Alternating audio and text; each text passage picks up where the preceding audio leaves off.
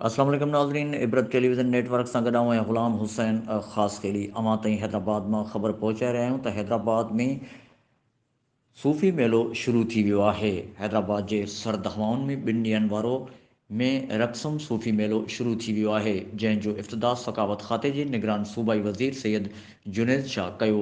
Sindh museum में लॻायल हिन सूफ़ी मेले जे इफ़्तिताही तक़रीब खे ख़िताब कंदे सैयद जुनैद अली शाह चयो आहे त तुर्कीअ जहिड़े तरह रूमीअ जे फ़लसफ़े खे दुनिया में रोशनाइज़ करायो आहे, अहिड़ी तरह असां पंहिंजे सूफ़ियुनि खे दुनिया में रोशनाइज़ न कराए सघिया आहियूं।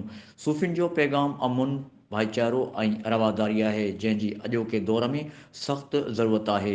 हिन चयो त सिंध सूफ़ियुनि जी धरती आहे ऐं सूफ़ियुनि जो फ़लसफ़ो अमुन ऐं रवादारी आहे। इन फ़लसफ़े खे दुनिया में असांखे ई उजागर करणो आहे। हिन चयो त सिंध जो सक़ाफ़त खातो हज़ारें साल पुराणी तारीख़ी कल्चर ऐं विरसे खे उजागर करण में पंहिंजो अहम किरदारु अदा करे रहियो आहे।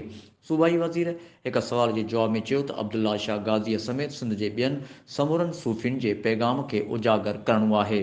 सक़ाफ़ती विरसे ते हददख़लियुनि जे बारे में सवाल जे जवाब में हिन चयो त असां सभिनी जो फ़र्ज़ु आहे त सक़ाफ़ती विरसे जे इनफ़रादी तौर ते पाण बि हिफ़ाज़त करियूं। हिन चयो त कोडिजीअ में तारीख़ी 22 तोपूं जेकी ग़ाइबु हुयूं, जिन मां 6 असां ॻोल्हे उन्हनि खे असुलु हंध ते रखियो आहे। जेकॾहिं असीं पंहिंजे सक़ाफ़ती विरसे जी पाण हिफ़ाज़त न कंदासीं त उते हददख़लियूं त क़ाइमु थींदियूं। हिन चयो त सक़ाफ़ती ॾींहं जे मौक़े ते मुख़्तलिफ़ हंधनि ते एफ़आईआर दाख़िल थियण वारे वाक़े ते अफ़सोस जो इज़हार कंदे नोटिस वठण जो यक़ीन ॾियारियो। हिन चयो त सूफ़ी मेले में सूफ़ियाणे तस्वीरी गैलरी ऐं लॻायल मुख़्तलिफ़ सक़ाफ़ती किताबनि ॿियनि स्टालनि जो ख़ूबसूरत मंज़र आहे। जॾहिं त मेले में सक़ाफ़त खाते जे DG मुनवर अली मैसर चयो त असां चाहियूं था त हिन क़िस्म जे मेलनि जे ज़रिए असां दुनिया खे अमुन भाईचारे जो पैगाम ॾियूं, समाज में पुरअमन माहौल हुजे। हिन चयो त मेला सिंध जी सुञाणप आहिनि। डिवीज़नल कमिश्नर हैदराबाद सैयद ख़ालिद हैदर शाह, डायरेक्टर जनरल सक़ाफ़त खातो मुनवर अली मैसर, खाते जे अमलदारनि समेत माण्हुनि जे वॾे अंग शिरकत कई।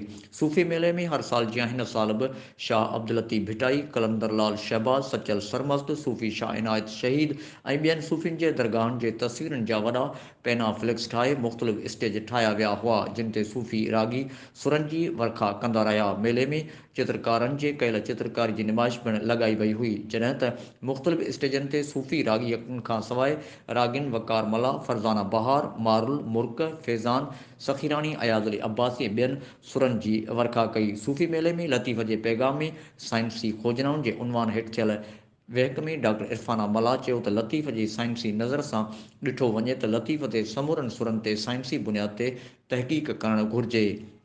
लतीफ़ इल्म जो समूर आहे। जॾहिं त तक़रीब में वॾे तइदाद में माण्हुनि बि शिरकत कई। प्रोफेसर केसी नागपाल ॻाल्हाईंदे चयो त लतीफ़ साईं जे कलाम ते साइंसी बुनियादनि ते खोजना तहक़ीक़ करण जी सख़्तु ज़रूरत आहे, उन ते कमु करण जी ज़रूरत आहे। सिंधी कंप्यूटिंग जे माहिर अमर फयाज़ बुर्रे चयो त भिटाई जो कलाम ॿोली, इल्म ऐं ॾाहप जो हिकु वॾो पैगाम आहे। इन मौक़े ते शेर महराणी ॻाल्हाईंदे चयो त इहो लतीफ़ जो पैगाम आहे, उन पैगाम खे घर घर पहुचाइण जी ज़रूरत आहे। मेले जे 2 ॾींहनि वारे तक़रीबनि जे पहिरें ॾींहं ते बि माण्हुनि वॾे तइदाद में शिरकत कई। ग़ुलाम हुसैन ख़ासि इबरत न्यूज़ हैदराबाद।